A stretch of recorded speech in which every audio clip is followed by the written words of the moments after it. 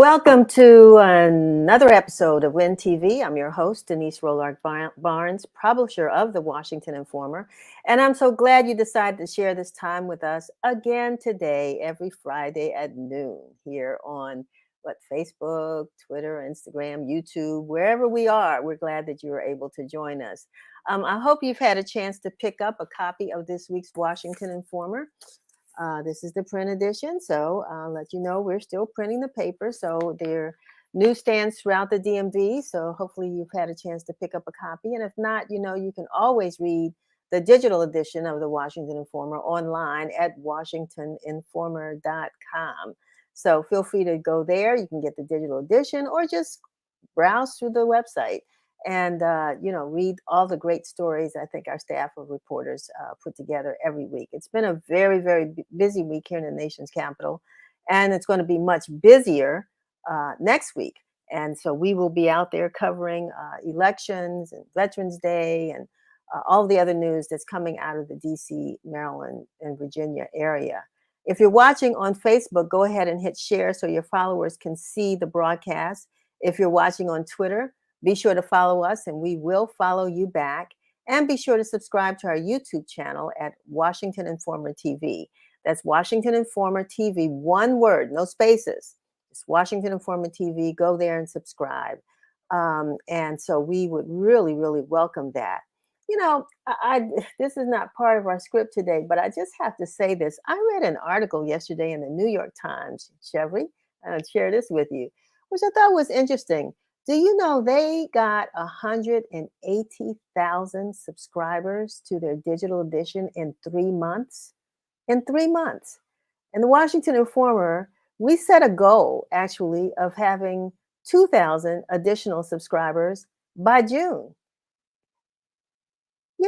I just don't think we're reaching high enough. I understand it, and our signups are free.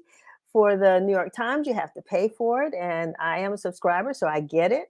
But wow, we're going to raise our expectations here because if you're not, we'd love for you to sign up. This makes a big difference to our bottom line and helps to keep us going, even though it's free. It certainly makes a big difference. So I'm going to start. We've got a plan that we're going to come up with and share with you all, and see if you can help us to increase our signups. We know we're going to make some changes to our newsletter and offer you our subscribers, our digital subscribers, some things that we think will help really to enhance your subscription.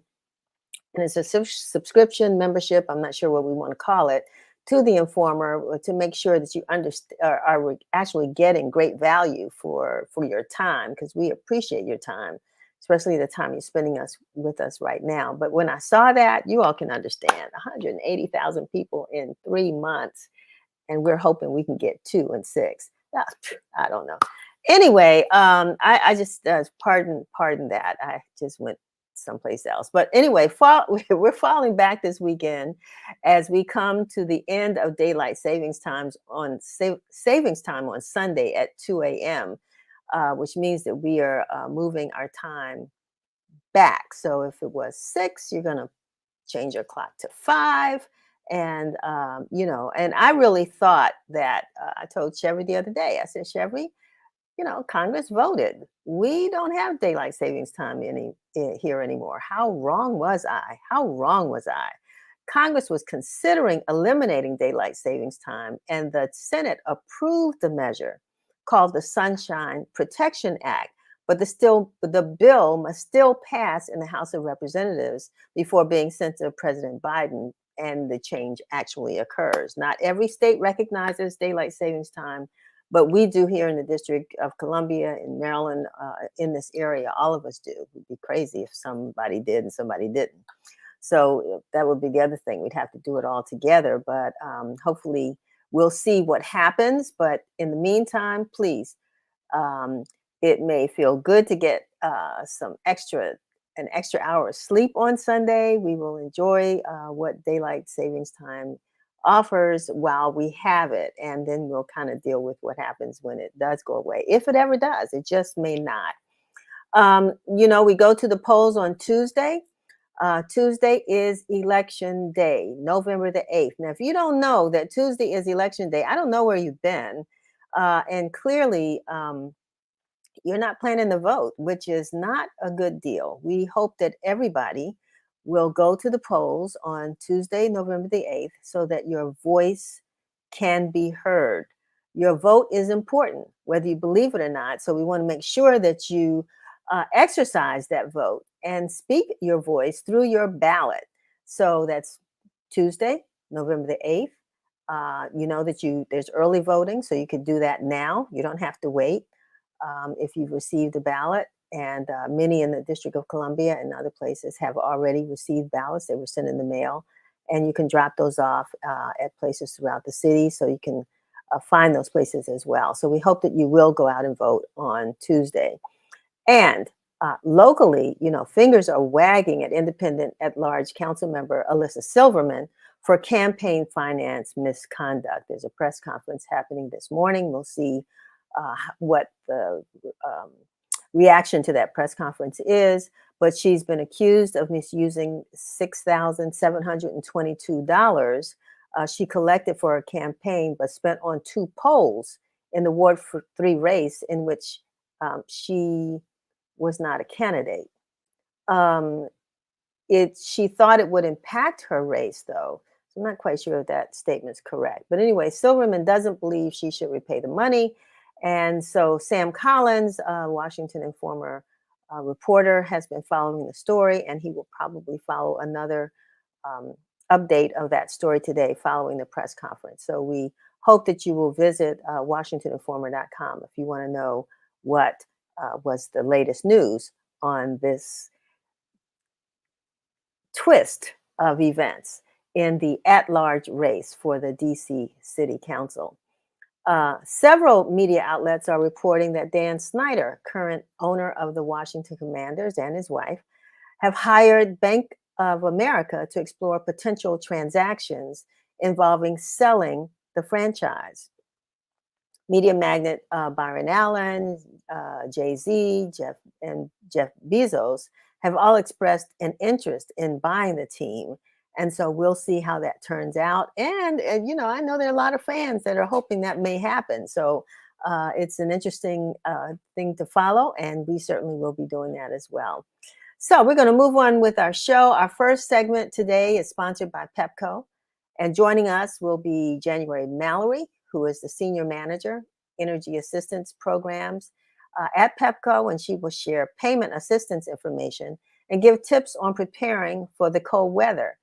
It's good to get those tips now as we are sitting here with the possibility of having 80-degree temperatures this weekend, but we know winter is really right around the corner. So it's important for us to know what Pepco has to offer, as well as the Public Service Commission. We'll have Emil Thompson, chair of the Public Service Commission, here with us today to talk about the Winter Ready DC campaign kickoff and weatherization giveaway. We also look forward to being joined by Ayanna Beecham, a junior at Fayetteville State University, and Devin Freeman, a sophomore at North Carolina Central University, both with the NAACP Youth and College Division. And they will be having a conversation between myself and Curtis Valentine, who is co-director of Reinventing America's Schools project at the Progressive Policy Institute and a professor at the University of Maryland. Saying all that to say, we're coming together to talk about this big issue that's the case actually that's before the U.S. Supreme Court, addressing the issue of affirmative action in college admissions. If you haven't been paying attention, that is a case that's before the Supreme Court right now. Again, there's a challenge to affirmative action. It's not the first time. They will continue to challenge it.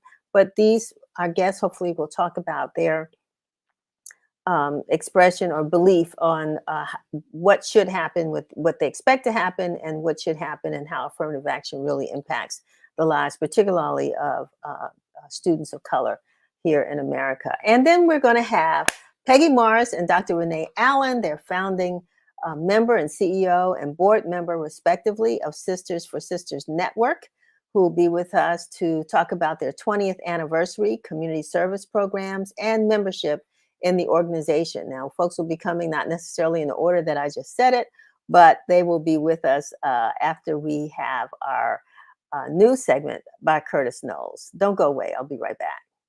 This is Win TV News, bringing you the news that matters. Metro officials announced Monday the transit agency's Silver Line extension will be ready for customers on November 15th. The line will extend to Washington Dulles International Airport and Loudoun County, Virginia for the first time, as well as other new stations including Reston Town Center, Hurton Innovation Center, and Ashburn going into service. The extension completes the first phase of the 23-mile expansion that started construction in 2009 and is debuted the first segment 5 years later.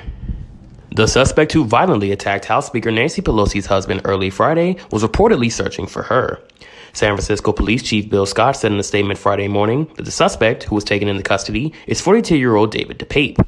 Pelosi's husband has been recovering in intensive care since he underwent surgery Friday to repair a skull fracture and other serious injuries to his right arm and hands. DePape will be booked at San Francisco County Jail on the charges of attempted homicide, assault with a deadly weapon, elder abuse, burglary, and several other additional felonies. When asked about why he did it, DePape said, quote, that he was on a suicide mission. The D.C. Council voted Tuesday to delay a mandate that some students in the city school system must be vaccinated against the coronavirus by early next year. 10 members of the council voted yes, while Brooke Pinto voted no, Mary Che voted present, and Vincent Gray was absent. Council member Christina Henderson said the non-compliant rate for D.C. public schools for coronavirus vaccines is at 44%, doubly compared to the normal compliance for routine vaccinations at 23%. The council's vote means that families of D.C. students won't need their children vaccinated against the disease by January 3rd, 2023, or risk being taken out of school buildings due to the city's, quote, no shots, no school policy. Howard University College of Pharmacy professor Emmanuel Oakala has received $1.3 million in grants from the National Institutes of Health to study drug therapy problems related to fighting triple-negative breast cancer and HIV and AIDS. The NIH-funded studies will receive $600,000 for research on triple-negative breast cancer and $700,000 for HIV and AIDS. Those diseases are known to disproportionately affect African Americans. Akala commented saying, quote, whatever good ideas we have in research, we cannot implement unless there is money to support it. I am also very happy to be able to contribute to solving health problems, particularly those that affect African Americans disproportionately. Thank you very much, Curtis. And so we're going to now turn to a video quickly from Pepco, and then we'll be joined by January Mallory.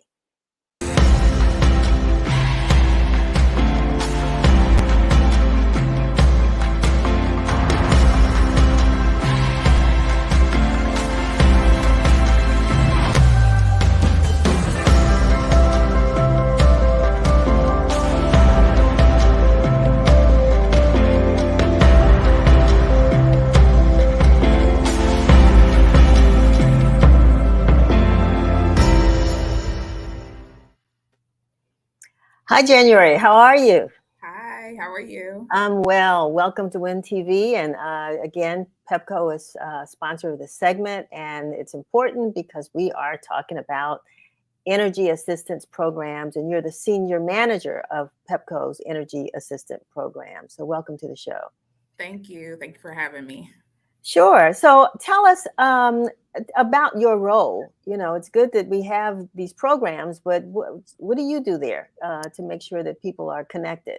So one of the number one things that we do is make sure that customers understand if they find that they're in a challenging position and they feel that they're not going to be able to pay their energy bill, we want to let them know that there is assistance available, whether it be through payment arrangements or through some of the federal programs that are available through our government. I also advocate on behalf of the customer to make sure that, we keep the customer at top of mind when we create these programs so that they can have assistance. And but how would people access the assistance? I know we get our bills and what have you. How do they access it? Sure. You can visit our website at pepco.com. There is information about energy assistance available right there. We know that as we're entering the cold winter months, they will come eventually.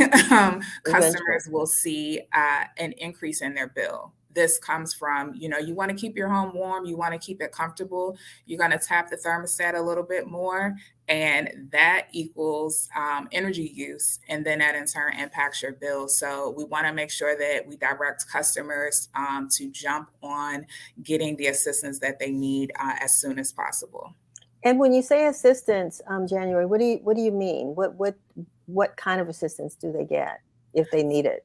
So through Pepco, we offer bill payment arrangements. So if you have a balance on your account and you still want to maintain paying your current bill, we can set up payment arrangements that allows you to cover both of those.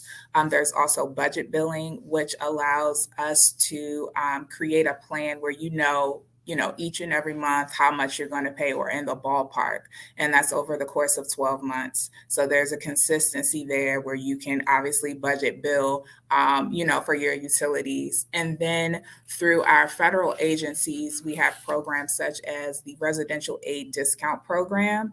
And this is a income based program that allows customers to receive about a 25% discount on their bill when they apply for this assistance.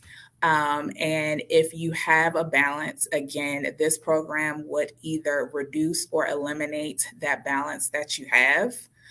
So if you think about if you are a single parent and you have a child in the home and you're making about 79,000 your gross income a year, this would be the program for you. Or if you're making less than that, this Mhm. would be an ideal program for you to apply and get that assistance.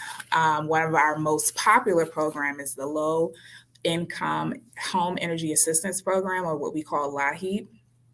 This is a grant, so you don't have to pay it back. And so this allows customers based on their income and their heating fuel type to receive assistance on their bill. So they would see, that payment directly on their bill. Our DC residents receive about 1,800 in grant funds, and Maryland residents about 2,200. And it doesn't matter if you have a balance or not. This program will definitely provide you with substantial amount of assistance. So, like I said before, these are on our website. And if you have any questions, you can call our customer care team and they can walk you through how to apply. One of the things, I mean, how does a person demonstrate need, or do they have to? I mean, is it just because you see the bills yourself, so you know that a person might be behind or something? I think we got a number missing there. But anyway, how does a person, what do they have to do to demonstrate need?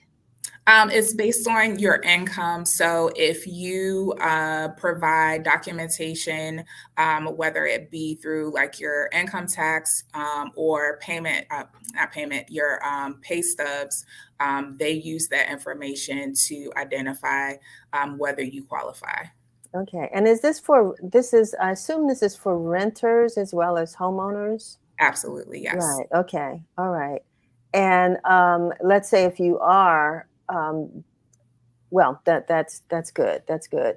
Um, I know that there are a lot of people out there for some reason that just won't reach out.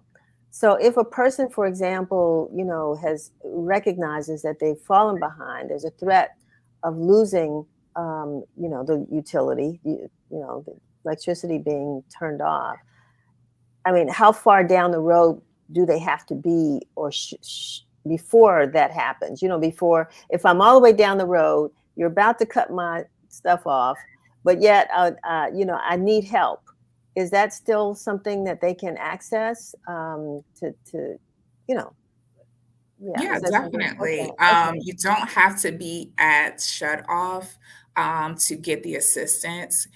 We ask that you kind of plan ahead of time, but like I said, there is the payment plan that is available until you get to the actual funds. Hmm. So we ask that you keep in contact with us. Let us know where you are in the process. So even if you started the application or you submitted it, let us know so that we know, okay, this person has made this good faith effort to get assistance, and we will work with you. Hmm. Are you well, maybe this is a question for Emil when we bring him on, but I'm curious as with seasonal changes happen, and do the cost of utilities change as well? So, and folks are really a concern right now because of the economic situation that the country's in. So everything is going up. What's happening, or what will be happening, if you can share that with us as it relates to our utility bills this winter? So as far as it concerns the utility bills, we are impacted as well. Energy has gone up. The cost of energy has definitely gone up. And then when you partner that with your need for more energy to keep your home comfortable during the cold months, it's kind of like a compound effect on what your bill will look like.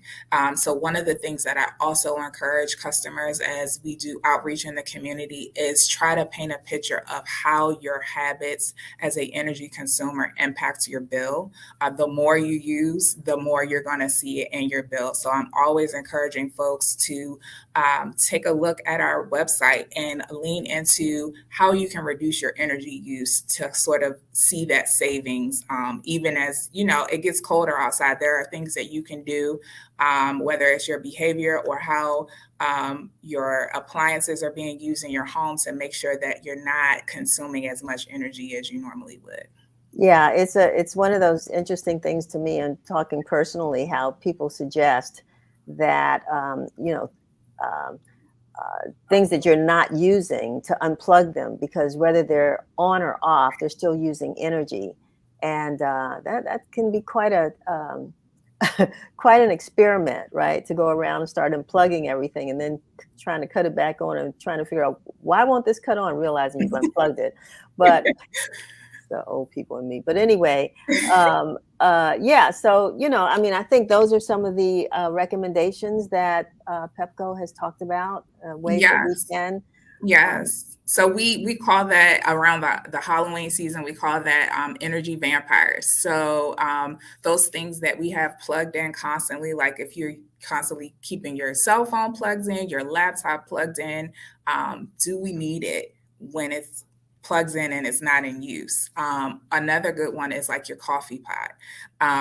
You fix your coffee in the morning, you may not drink another one until maybe later on in the evening. You can unplug that, because every time you keep it plugged in, it's using energy even though you're not using it. So we definitely don't want that energy vampire to creep up on you and take all of your money. So we encourage customers to look and take an assessment of the devices that you have plugged in. Even if you're like a gamer, when that device is not in use, you can unplug it to help see a reduction in your energy use, which results in savings. It's about a 10% savings for those vampire energy consumers. We also encourage folks to take a look at their online bill. There is a resource that lets you see how much you're consuming from month to month. And you can kind of take an assessment to say, you know what, I'm home on Mondays, Wednesdays, and Fridays. How am I going to sort of change things up so I'm not using as much energy? I definitely would encourage you to use natural sunlight. You can use it for lighting, it helps to heat your home as well. So then you're not using your light as much as you need to. The other would be, what lighting are you using? So when you are using lighting, are you using CFL light bulbs or are you using LED light bulbs? LED is ideal. It uses a fraction of the energy that the traditional CFL light bulbs do. They're at major retailers like Walmart, Home Depot, Target, and we also have them available on the pepco.com marketplace. mm. So if you visit pepco.com/marketplace, you can order LED light bulbs as well as like smart strips and things of that nature to help you reduce your energy use. We'll deliver it right to your door. Wow, that's new. Now that's news. I didn't even know that Pepco was. I mean, I know they sold the electricity, but I didn't know you all were selling light bulbs and what did you call them? Light strips? The smart strips. Smart So strips. this is like one of my new favorite things because for those items that you are plugging in and not using, there's actually a section where you can plug them in and the smart strip is actually cutting off power to those items. So just in case you can't break that habit of unplugging and plugging, the smart strips will help you with that. Amazing, wonderful, wonderful. Well, you're full of good news today to help us reduce these energy bills and also to help to pay them.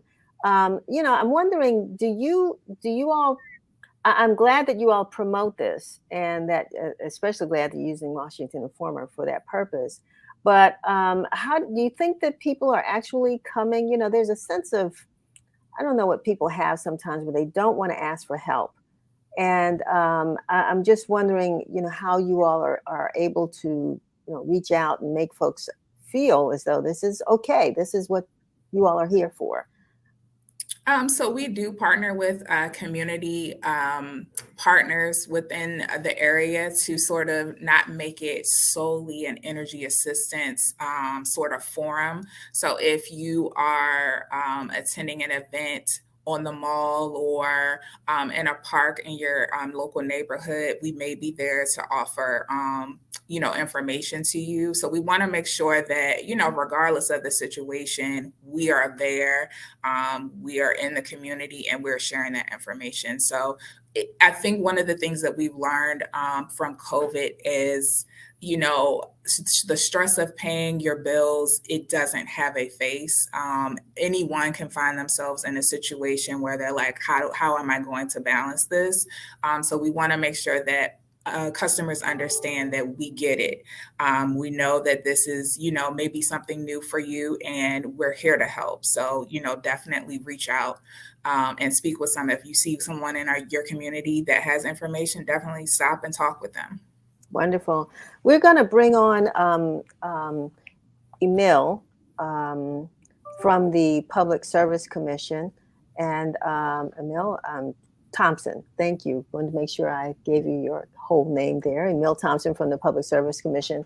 I know that sometimes, utility companies and PSC might be at odds, but sounds like this is one of those times when we're all working together to make sure that people will have their energy,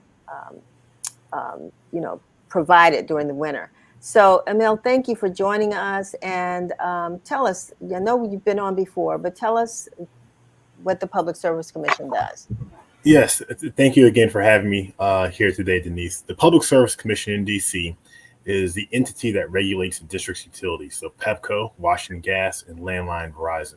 We ensure that the utilities provide safe, reliable, and quality services at reasonable rates to DC customers. In addition, we are charged with helping utilities meet the district's clean energy commitments. Wonderful. Well read. Just messing with you. But yeah, so, again, we're all talking about being winter ready. So how does the Public Service Commission, I understand what PEPCO does and provides. What role does the Public Service Commission play in making sure that households are ready for winter? Yes, well, the information that PEPCO gave was truly wonderful, especially with respect to their some of their customer assistance programs. But where the PSC really comes into play is every year we have a Winter Ready campaign, and that provides information, resources, and tips to help district residents prepare for winter and winter-related events. Every year from November to about March, the Commission's Winter Ready DC campaign encourages district residents to prepare their homes for winter to avoid high utility bills. We also allow or have residents who will contact the Commission to get help negotiating payment for their plans and any other additional assistance they may need. Okay, you're not saying that a resident needs to come to you first before going to PEP or to the utility company, right? Not at all. What we sometimes are, we're just a conduit, and so sometimes people will come to us, and then we can refer them to the right people at PEPCO or Washington Gas, all with the same goal in mind of getting the help they need. Okay. So for those, I know that January mentioned sometimes, there may be, folks might be in their neighborhoods and there's PEPCO there saying, let's sign up. Anything on either one of your calendars over the next, weeks or so where people actually could come out and meet you? Yeah, I can take the first stab at that. So as part of our kickoff for Winter Ready DC, over the next few weeks, we will be we've partnered with DC libraries, and we will be at a different one in different wards over the next several weeks, where people can come out, not only hear about what the Winter Ready campaign, but also receive Winter Ready kits with some things that are very beneficial to reducing your energy costs within the home. And so we'll start off this weekend at MLK Library right there downtown. And then we'll be going, and I can provide a link. There's a link on our website about all the different places we're going to be, but we're going to be in about 8 or 9 different spots over the next month and a half. That's fantastic. And so we are going to actually put that link on the screen and make sure that we communicate it with you all. You have that, Sherry? No, we don't have it, Emil. So we want to make sure that we communicate that to our viewers so they can get the list and the dates and times when. And I assume they can just go to your website, right? Yeah, it's right there on the website, and I'll make Yeah. sure that we get you guys the link as quick as possible. Okay. All right. So as long as it's on the website and we can post the website, that'll be great. How about Pepco, January? Are you all going to be out anywhere? So yes, we have a joint utility event coming up at the convention center, I believe next week. We'll be there with Washington Gas, and this is an opportunity for customers to just drop by and, you know, speak with someone about energy assistance and the various programs and how to apply.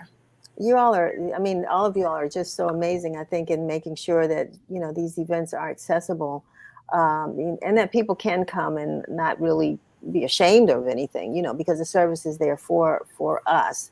What day will that be? I can get that exact date and time for you. Okay. All right. That'll be great. We'd like to make sure we share that as well. So before we go, is there anything else, Emil, you think our viewers need to know about the Public Service Commission's, you know, plans to that make utilities easier on consumers? You know, I would just say that, you know, I think last time I was here, I talked about the Here to Help program, which was something that we launched in collaboration with the Department of Energy in DC and a few other entities to make sure people had access to information about how they can pay their bills. So I think that's also essential. I would also always remind people that the easiest way to cut your energy bill is to use less energy. And so thinking of ways around that, sometimes maybe it's 1 degree cooler in your thermostat or 1 degree higher, depending upon what time of year it is. And so those are some of the things I would keep in mind. I'd certainly encourage everybody to come to the Winter Ready events to pick up their free winterization kits. Yeah, that's where I'll stop. Yeah. January, what about yourself? Any more tips? No, Emil actually picked one of the ones I was going to say about just adjusting your thermostat. You know, you can see about a 10% savings when you make that adjustment. I always try to tell folks, like, never heat your home when no one else is there. So if you can take advantage of a programmable thermostat so you can set it based on your household schedule, I think that is ideal. I'm big on set it and forget it. So, you know, you're cozy in the morning, you get dressed. When you're leaving the house, the thermostat drops a couple of degrees, and then it will sort of ramp back up just a little bit when everyone else is home and ready to eat dinner. I think that is probably an easy way to sort of manage and reduce your energy use. Fantastic. And before we go, because I know jurisdictions around the country, but particularly here in DC and Washington Informer has been following this, you know, just the whole conversation around clean energy and reducing carbon emissions. And we talked about energy consumption, but if both of you all could just talk a little bit about that from a consumer standpoint, you know, what that means for consumers if they're really, really interested in making adjustments in their energy use and concerned about the environment as well. Yeah, well, I'll speak very briefly on that. You know, a winterized home reduces carbon emissions, and that's because you're using less energy and you're having more efficient usage within your home. And so there's actually a recent study, I believe it was by Carnegie Mellon, that determined that residential energy use accounts for roughly 20% of greenhouse gas emissions in the United States. And so if you think about it in terms of being able to reduce your own personal footprint and everybody acting in concert, there's a real opportunity there to reduce those greenhouse gas emissions. And so that's why we once again encourage people to not only use less energy, but also look at ways to make their homes winter ready.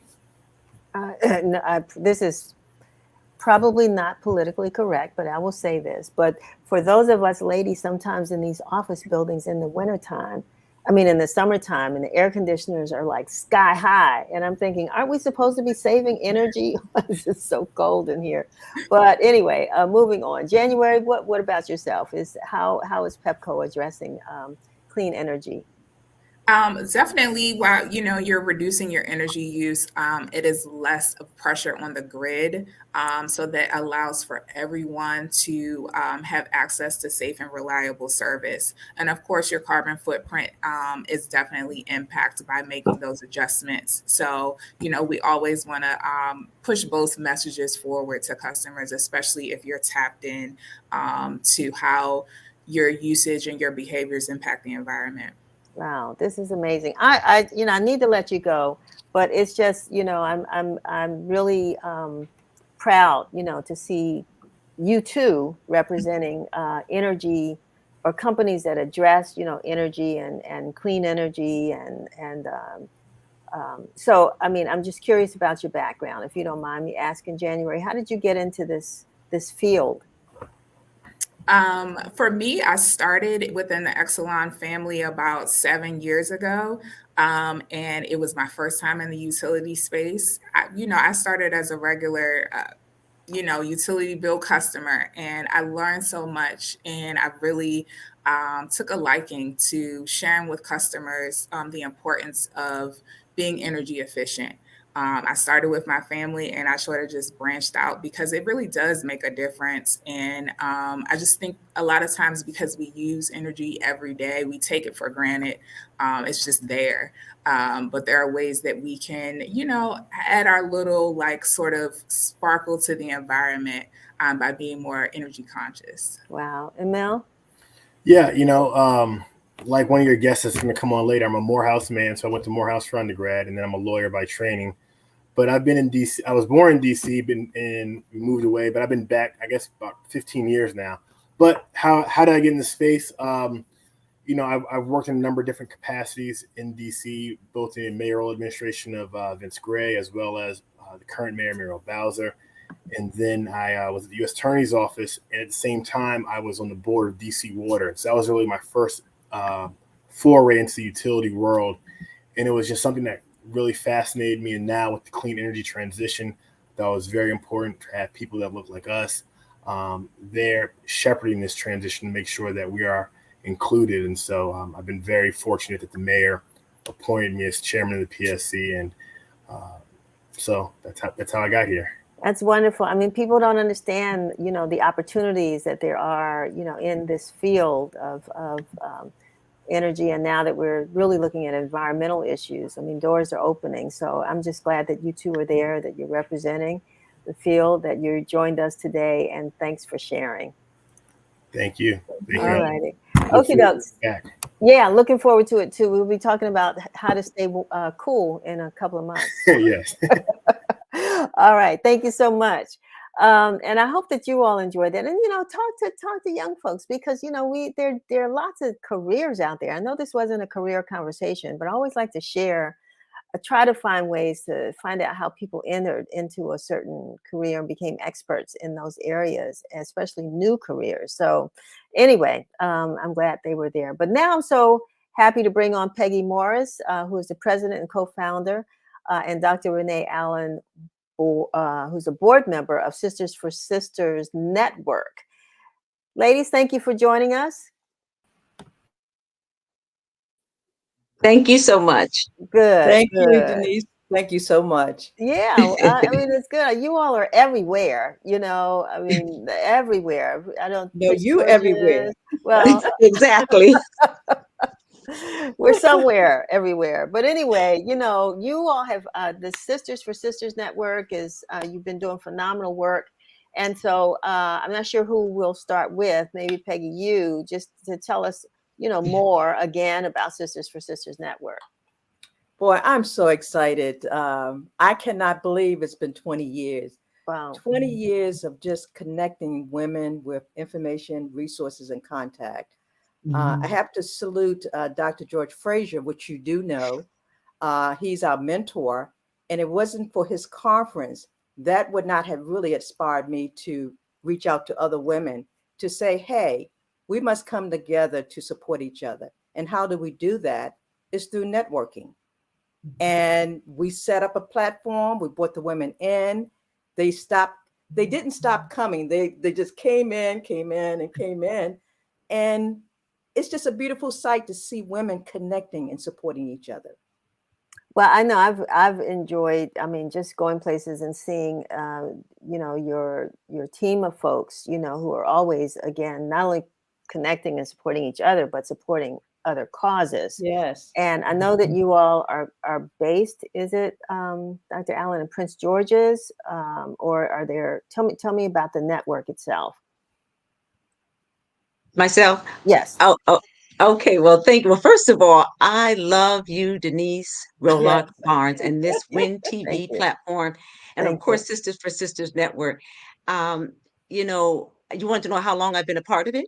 Well, but more importantly, the network is. I know that I see you all often in Prince George's County. I see you in DC. Where are you all based, and where are your members coming from? And that's Well, that's chime what in I asked. anytime, Peggy, but I've been involved for 13 years. And Mm-hmm. so Peggy resides in Prince George's County, although it started in Ohio with Power Networking Conference. Okay. She resides in Prince George's County. So that's where our home base is. And that's where a lot of our work is done.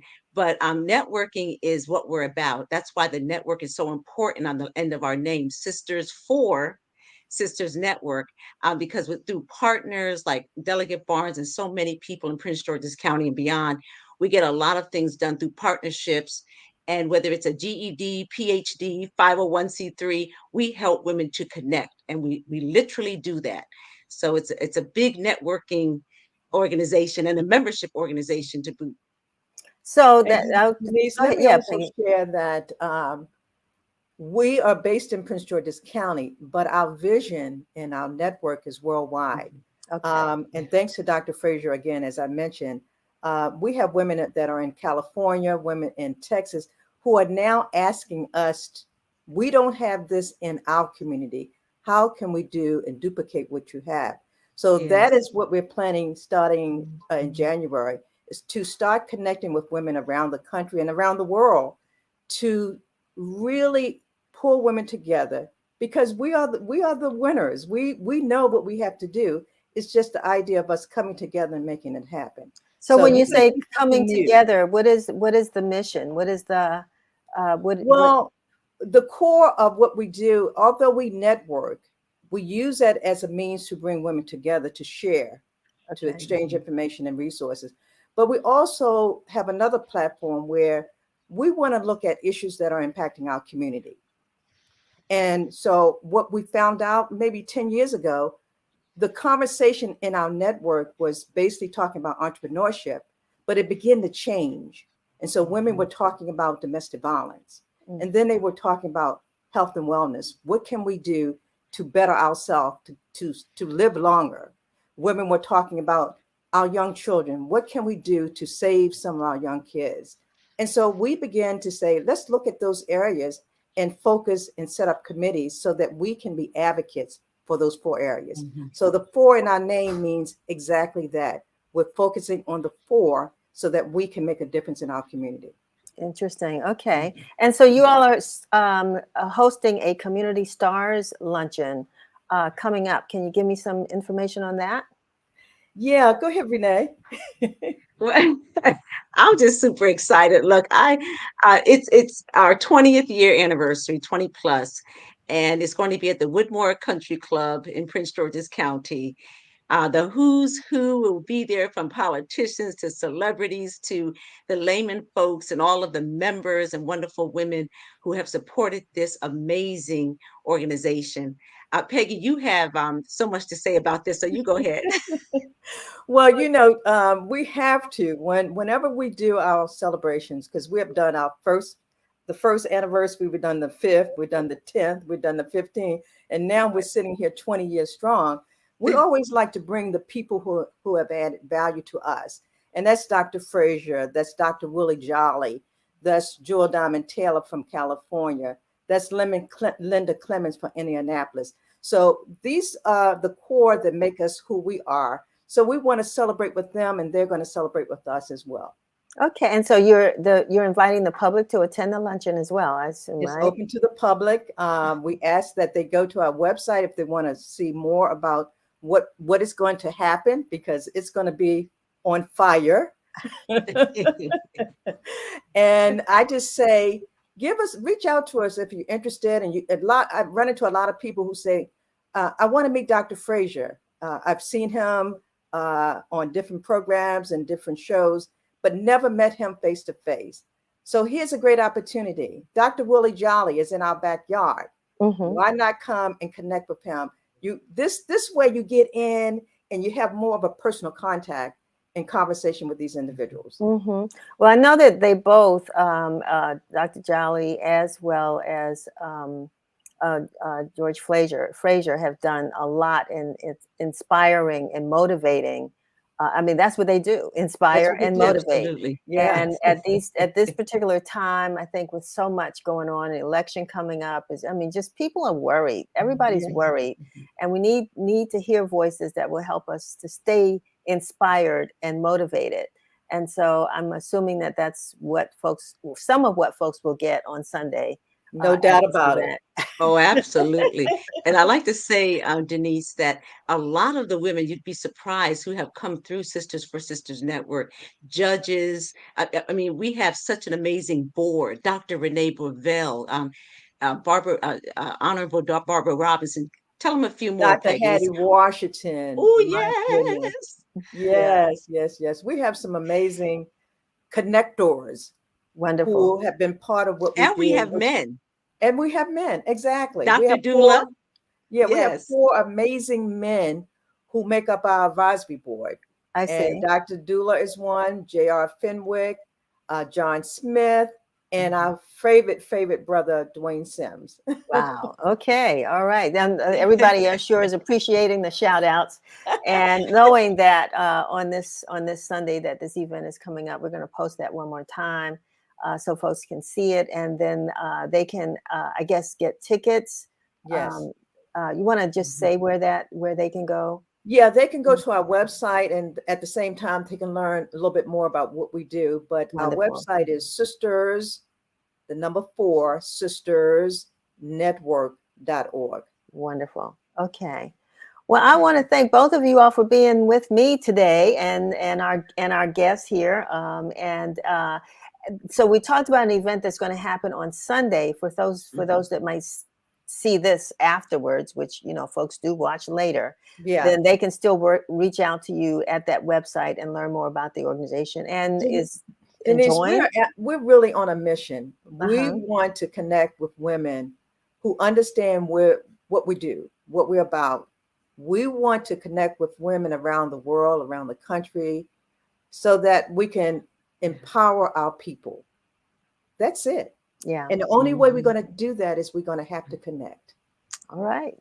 All right. And Denise, I So will we tell look you forward to this. seeing you on Sunday if you can make it. Yes. We'll try. Yes. We'll try. We'll Okay. try. All right. Denise, if I may say one thing, just because Sure. when I was introduced to this amazing organization, it was the late Sheila Stewart and the late Edgar Yes. Brookins. And I Yes. was Yes. Yes. introduced about 13 years ago. And what I want to tell your viewers and people who will see this for years to come is that connect with an organization from the top down. Look at what the leader is doing. Peggy has a heart of gold. She's known as the godmother of Prince George's County, is what they call her.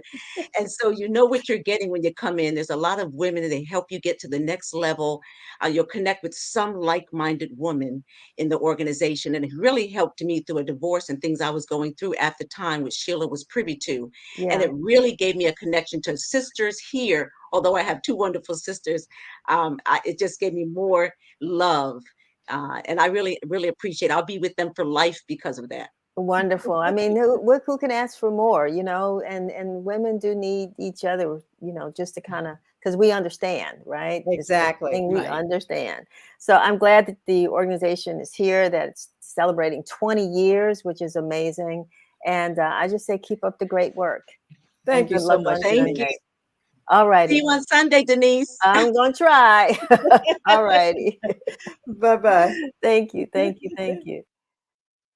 Gosh, we thought we would have longer, but this segment of the program I think is really, really important as well. As we said on Monday, there were oral arguments before the Supreme Court on the issue of affirmative action. We have with us here Curtis Valentine with the Progressive Policy Institute and a professor at the University of Maryland, as well as Ayanna Beecham and Devin Freeman, who are both students at universities in North Carolina and part of the NAACP's Youth and College Division. Thank you all for being with us. I'm not sure where Ayanna is, but hopefully she will jump on.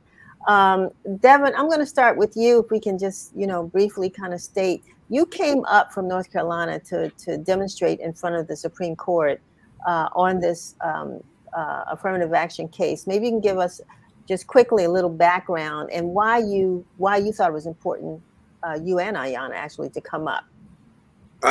Right. So, I'm Devin Freeman. I'm from Kernersville, North Carolina, and I attend North Carolina State University, right? And I wanted to be part of this. It was basically a whole movement through the NAACP to ensure that, hey, we get some of our youth to be engaged and understand about what's the situation on the ground that's happening in front of the Supreme Court. What are they hearing on? Of course, they're hearing on the affirmative action. And, I want to be a part of that movement, as I was a part of protesting when Roe versus Wade was overturned. I was there that summer. And particularly, I always felt like, hey, this is going to be a movement in which, similar to the freedom rights movement, in which we have to stand for our rights, our civil liberties. And particularly, I want to be a part of that. And we see with what's going on with affirmative action, we have to understand what the facts are. Literally about 16.6 million total undergraduates are enrolled as of 2019. Black students, 2.1 million students of undergrad population.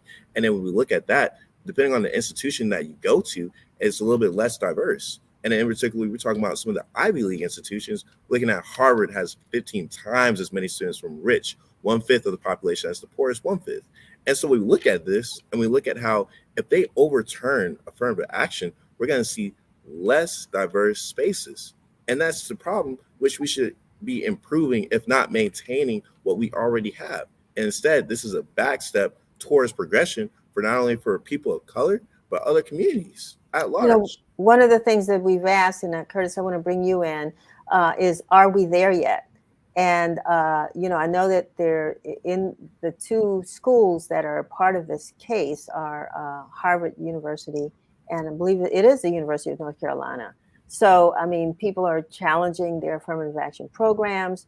I know when I was in law school, it was the Bakke case. They were trying to challenge affirmative action in law schools. And we keep coming back to the door. But are we there yet? Do we still need affirmative action programs, Curtis? Absolutely. If you just look at the mission statements for the University of North Carolina and Harvard University, you can get to where the schools want to go without affirmative action. If you just look at the Harvard University mission statement, it says to ensure that beginning in the classroom, there's exposure to new ideas, new ways of understanding, and new ways of knowing. You can't get to that without a full encompassing of what it means to be an American, and particularly without representation from the African American community. Similar at the University of North Carolina, Chapel Hill, their mission statement says to serve as a center for research, scholarship, and creativity, and to teach a diverse community. This idea that affirmative action is sort of, out of line with where the country is and country is going runs counter to the very mission of not only these universities, but also higher education in particular. If you look at sort of, there's like conversations about like diversity and inclusion. To me, it's really about the purpose of education. What is the role of a university? In many ways, I believe, and others would agree, that it serves four purposes. One, there's a personal connection that happens when education should really enable young people to engage with the world in which they live. It's also cultural. Like higher education should be a place that enables students to understand their own cultures as it relates to others. There's also the economic, like how does education really prepare students for the jobs of the future? But also this idea of the social. How does higher education really enable young people to become active and compassionate citizens? And so to me, affirmative action is a means towards higher education meeting its initial purpose. Ayanna, are you there? I am. I am so sorry that my camera is not on. I'm currently in Indiana on business. So it's a lot of background movement, but I am here. Okay. A quick, I wanted to bring you in because I'm curious, when you began looking at schools to attend, how did the issue of affirmative action weigh or play? What role did it play in your decision Um, about where you would even apply? Honestly, I love the way that you asked that question because I have a unique story. I only applied to HBCUs for that exact reason. I saw the amount of disparities in PWIs where you had, even though students were going there and there was a claim of diversity, students were still being left out and work wasn't being acknowledged. And I wanted to be in an environment where my identity would be taken and appreciated and not abused or overlooked or used for funding or a diversity token. So in my higher education experience, affirmative action is important to me because I feel like it's the first step to equity and it's the least that can be done in terms of righting the wrongs that we've seen for centuries. Thank you very much for that. And how about you, Devin? So when I first went off to school, I went to West Point, so the United States Military Academy at West Point. And I wasn't too, I guess, informed of literally some of the barriers and stuff that was in place in regards to just like affirmative action, how that was in place to also get me to be able to be at that school. Like, literally when we talked about when that school was founded all the way up till now, there wasn't too much of an influx of African Americans as well as other minorities be able to attend that school. So I think about it as like when that did come in place like 70 years ago for affirmative action, like I do think that allowed for me as well as my people as well as other communities to be able to go to schools like that, as well as Harvard, the Princetons, as well as naval academies in the world. So like, that was a factor that I didn't even realize that. So living off the backs of the people that had already paved the way for me. So that's why I'm here today. And that's why I had protested in front of the Supreme Court. Curtis, thank you, Devin. Curtis, you have also told us you're a member of the school board in Prince George's County. You have taught, and so you know what the real deal is for like students like Ayana and Devin when they're making those college choices. And so, I'm just wondering if affirmative action has been effective actually in helping to expand choices. I love it that, when folks decide they want to go to an HBCU, two-time HBCU grad, that's where I love it. But, some people want a choice. And do you think without affirmative action that choice would be, um, as accessible? In a word, yes. If you look at states that rolled back affirmative action, particularly states like California, you saw a dramatic decrease in enrollment of African Americans. The impact was not only felt on those states, but also adjacent states that had less competitive higher education institutions. And so this impact of rolling back affirmative action is going to disproportionately impact African Americans, not only in states that will roll back the importance and inclusion of race as a determining factor, but on neighboring states. This also has a ripple effect on other industries, on employment, but also in places like education, where work that I'm doing with Real Men Teach to really diversify the teaching profession. When you have less African American men going into college, you will have less African American men becoming school teachers. And so we can look at affirmative action from a simply, diversity within a predominantly white space. But this rollback is going to have, I believe, intergenerational impact, but also effects on employment, but also on particular areas of that we want to diversify areas, particularly like K-12 education and educator diversity. Are you all, any of you all, kind of predicting what the Supreme Court might do? The decision won't be made until next June, probably, the end of the spring or early summer. But have you kind of thought about what the Supreme Court might do? And we know what kind of court we have right now. And did you listen to the hearings? And is there anything that gave you a hint of what the decision might be? Devin? So I didn't listen to the hearings in depth because I had a schoolwork as well as other things to attend to. But I was looking at some of the public policies or other policies that might be in place at the schools if it does get overturned, and in particularly, I think that's what this conservative court is heading to. When I look at what some of the two alternatives that have been in place is what they're trying to focus on, maybe a social economic diversity, which they're going to use this through like a proxy for racial and ethnic diversity, basically through like use of zip codes as a rough guide of income levels, or they're going to do a second plan, which is basically what Texas does, some of the schools there, which is focusing on a plan to admit top candidates from every high school and while expanding recruitment methods. And so through these two approaches, I still think that what's going to happen is that you're going to make, quote unquote, make it diverse, but you're going to have basically people from the same socioeconomic backgrounds, levels homogeneous, meaning that you're going to basically be taking people from our communities that are based in the same tax bracket as people that are Caucasian in these institutions. So, and we look at it, and it goes back to that Harvard statistic I talked about earlier. You're not basically making it diverse and making it more of an inclusive learning environment by having people from all backgrounds as well as all socioeconomic backgrounds. And so Right. that's the issue I'm having. Okay. Ayana, you want to weigh in on that? Yes, ma'am. So I have a little bit of background in federal level advocacy and policy work on that range. I have kind of learned personal lesson to not necessarily put my faith in the courts, but in the people. And seeing the turnout on Monday at the rally and then seeing the aftermath on my own campus and within my personal friend groups has been nothing short of inspiring.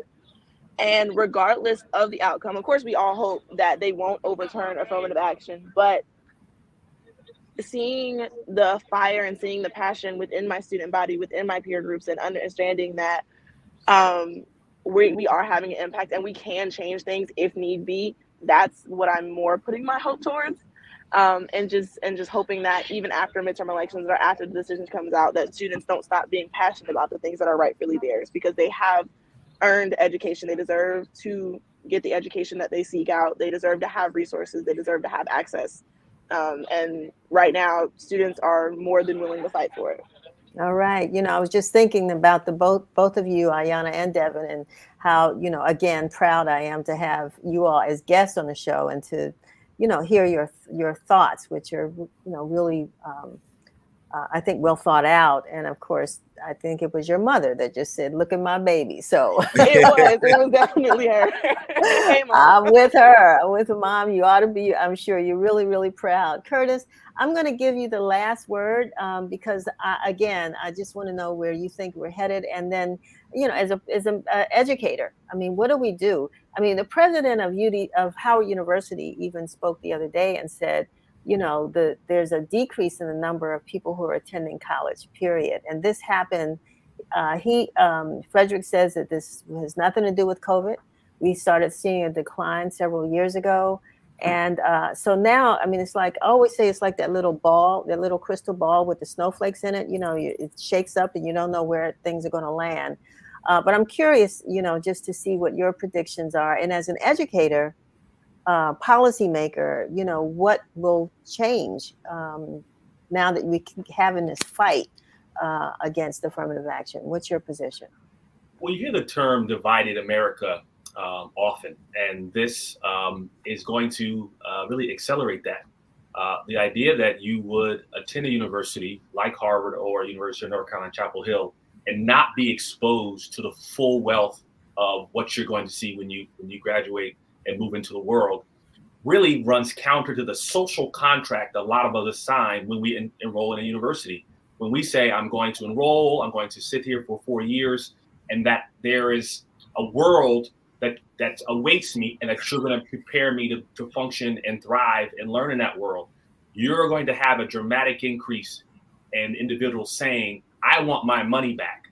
The environment and the space in which you created is not preparing me for the world. And so that sort of bounce check in higher education is going to, again, carry out into the real world. You're also going to see, I believe, just in my own work, a dramatic increase in a number of individuals who are looking at non-4-year education options. whether it be dual enrollment from high schools and the community colleges, career pathways that are moving people into careers right outside of the community college and 2-year role. And so just looking at the role and the cachet that comes with a lot of these so-called elite universities is going to shift. You're already seeing that on the political right, but even within the African American community, rethinking of the role of education, the role of higher education, and how us as the people can really create our own pathways into careers and work and thrive as Americans in a space that really is not showing that they care about us or value our contribution to education or to the culture in this country. Yeah, you just opened or peeled back a little bit of what I think that how the conversations are going to shift in time. I mean, there's this something that's happening in education on all levels. And I'm glad that you were here to share some of that with us. And we want to talk about that some more going forward. We've like really over and out of time, but I want to thank all of you all for being with us today and for sharing your thoughts. Devin and Ayana, I wish you the best. I know this won't be the last time I'll hear your names, see your faces, or hear your voices. Yeah, thank you. My pleasure. My pleasure. And Curtis, hopefully we'll talk really soon. Thank you for having me. All right. Thank you. Thank you so much. Blessed. Thank you. So that brings us to the end of another segment of Win TV. We want to thank you all for watching. We hope that you will enjoy your weekend and have a safe weekend. We also want to see you back next week when we're going to honor our veterans. Veterans Day is coming up next Friday, November 11th. That is the holiday. We will be broadcasting, and we hope to recognize some important veterans in the DC area. So if you have any recommendations, contact us at news, NEWS, at WashingtonInformer.com. Again, that's news, NEWS, at WashingtonInformer.com. Send us a note. And if we can, we'll reach out and see if we can help to honor, again, like I said, some of the veterans that are in our community who we always say thank you for your service. So with that, I'm going to bid you all farewell, and we will see you next week. Go vote.